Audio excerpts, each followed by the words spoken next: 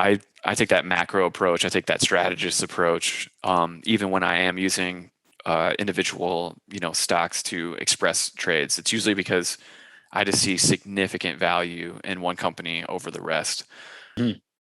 So considering that you're not necessarily like a gold bug, how do you think about, let's say, the role of gold as an insurance policy in your portfolio? Sure. So, funnily enough, I think anyone that follows my work wouldn't think me of anything close to being a gold bug. I honestly consider myself a gold bug. My like economic roots were very Austrian, and just as an Austrians, we all just have a lot of love for gold. I don't really consider myself an Austrian anymore. I don't consider myself in anything when it comes to kind of having an ideology. But I do still consider myself a gold bug. I just find it to be a very important asset. It's a cornerstone in my long-term portfolio because I just want it for those times when other things aren't doing well. There are regimes where gold does well and a lot of other stuff doesn't. And even something that has a negative expected value at times can be a super important part of your portfolio. That sounds weird that you could, outperform by having something will actually lose money over time, but that's true. That's how kind of that drawdown math works. And because of that, I think everyone should have a good bit of gold in their portfolio. I have more than most people, I would say. I I like physical. I actively trade futures often, and sometimes I like miners and sometimes I don't. Right now, I think miners are in really good shape. They've really done a lot with their balance sheets. They've done a lot with their expenses over the last few years. There's some really good assets out there when it comes to miners that to me look really attractive. They got cut in half because of this kind of big flag that gold's put in. And yeah, I think there's a lot of ways to make money in gold, and it's a significant hedge to have in your portfolio. And it doesn't have to just be just a hedge for inflation. I think that's not really the right way to look at it. I think it is a hedge against inflation, and I don't think it's losing out fully on that status to Bitcoin the way a lot of people do. But it's a hedge against it's just not correlated to other things the way a lot of assets are. So just an important piece to have in your portfolio. Yeah, it's really interesting to think about it from that perspective. So, Chase, when you're taking this wider lens view, how do you determine trading timeframes? Considering this large macro lens. Yeah, so I actually run two kind of portfolios in tandem to kind of facilitate this. I have what I consider a tactical portfolio and a strategic portfolio. The way I think of those is that tactical bucket is going to be under 6 months, and the strategic bucket is something I plan to hold for more than 6 months.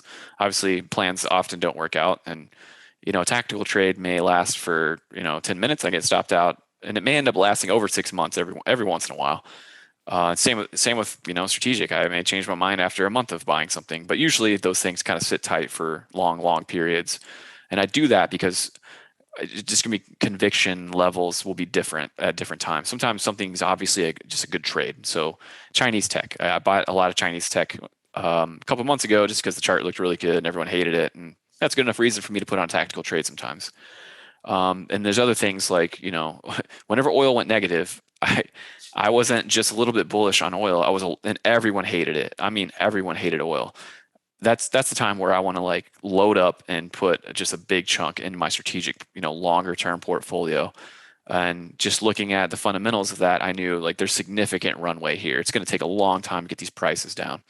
And you can track that because you can see how much people are investing into production. It's sort of like someone showing you the future with those kinds of metrics, and why not use that? So if I can see the future in that way, then I can have more confidence in holding something long term. Whereas sometimes in these tax, so gold for me right now, I mean, I own it in my long term portfolio. I always will. It's like I said, it's a cornerstone.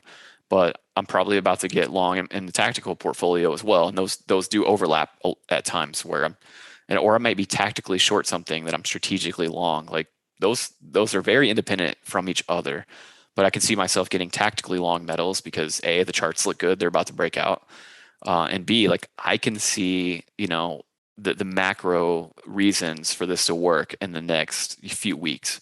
But then I have that that dollar worry of an energy crisis helping the dollar kind of out there as well. So like for that reason, I'm not willing to go out and add a bunch in my long-term portfolio because I see a big risk. So it's all about calibrating, the fundamentals, the technicals, and, the way those work together, and then just, my level of conviction, and in the time frames, my level of conviction. Mhm. I'd like to go back to how you analyze miners real quick. Um, are you looking at, let's say, the valuations, considering how less owned they are and attractive the valuations of these companies are compared to something like, Netflix or Uber, something like that? Or is it just based on, the macro lens of the miners and let's say the quality of the project itself? Yeah, tends to be more the latter. So I always tell my clients, like, I'm just an awful single stock analyst. Like, it's just not what I was built to do. If I don't, I find tearing through balance sheets to be A, boring, and B, just not useful, because macro moves everything more than the independent, like, factors about a company, and minus outside of like big shocks, good or bad. But obviously, somebody finds a bunch of gold, like, things are going to change or whatever. But I take that macro approach. I take that strategist approach. Even when I am using individual stocks to express trades, it's usually because I just see significant value in one company over the rest. But I also, like, I try to spread that stuff out as well, because I know I'm not good at a single stock analysis.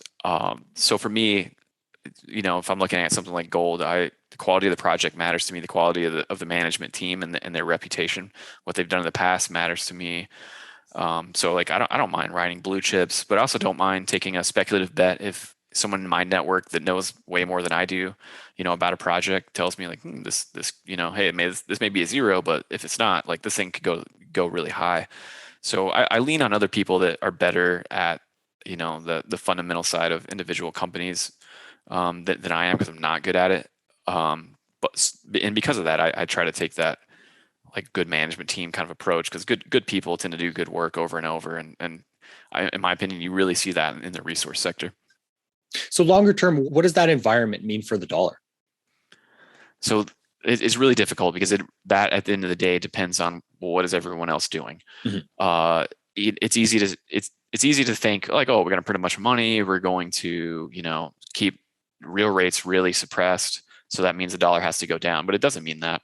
I think the dollar probably will go down, kind of medium term, just because, again, cycles. The dollar tends to move in reasonable cycles, and it should be entering one of those weak areas. But there's some other really important drivers where the ECB, like, obviously wants to stay more loose than the Fed with monetary policy. It doesn't mean they'll be able to. But you also look at the energy crisis. I think the energy crisis will come to the United States as well, but it will come to the United States probably last, and probably less than it will hit Asia and Europe. And if you have an energy crisis in Asia and Europe, then you have industry shutting down in a major way, which means growth collapses, and that probably craters everything but the yen and the dollar, the ones that are able to withstand the energy crisis in a better way. So I have a very careful approach for FX over the next year, especially. I usually have a strong take, on kind of that short-term view for the dollar. But right now, like, I could see it going either way, in a big way, and for important reasons on both sides. So I'm super long, commodities, and so for that reason, I have to buy dollars kind of as a hedge to make sure I don't, get blown up if there's an event that hurts commodities. But yeah, I don't have a super strong take though.